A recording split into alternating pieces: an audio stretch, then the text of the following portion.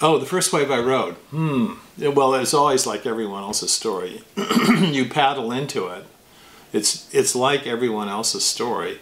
You paddle into the wave that you've decided to take off on, and the board goes all the way down underneath the water, and you get a mouthful of water, and the board pops up and hits you or something like that. That usually is the first wave. It takes almost a year and a half to be able to turn both ways and to understand the how the inertia works, you know, and how the centrifugal force works, the currents going up and the currents coming against it, that makes it a wave.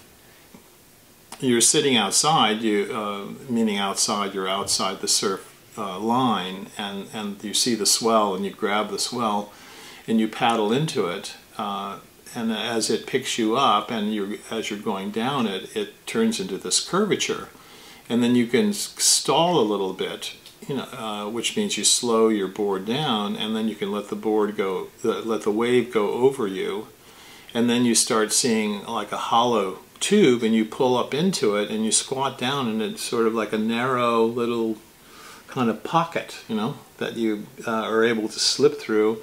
And then as you come out the other side, you slightly go to the top, and then you turn and you go down to the bottom to pick up some more speed. You wait for the wave to come over again, and you pop up inside of it and you get into the pocket. You know, the energy that is created, this kinetic energy that's created by the Hendrix drawing, is sort of a suspended belief, you know.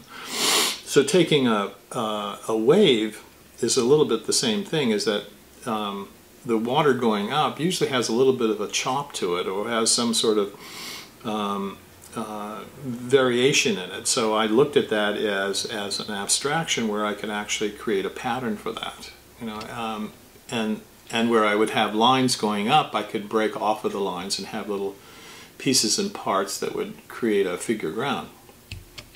As much as the whole thing is a figure ground, meaning you're looking through a tube to the other side. And then again, surfing is always looking through. The most marvelous thing is having all this power behind you, and then and you're in the wave, and then as you get into this kind of almost a silent moment, you know, where the wave is coming over, and you start to see this image that you're about to go out into, but you're tucked back into this pocket, you know, that is that you're a part of all these forces. You have all this water coming over the top of you, and you can hear behind your ear, you can hear it crashing down onto this flat water like a window dropping on a piece of concrete.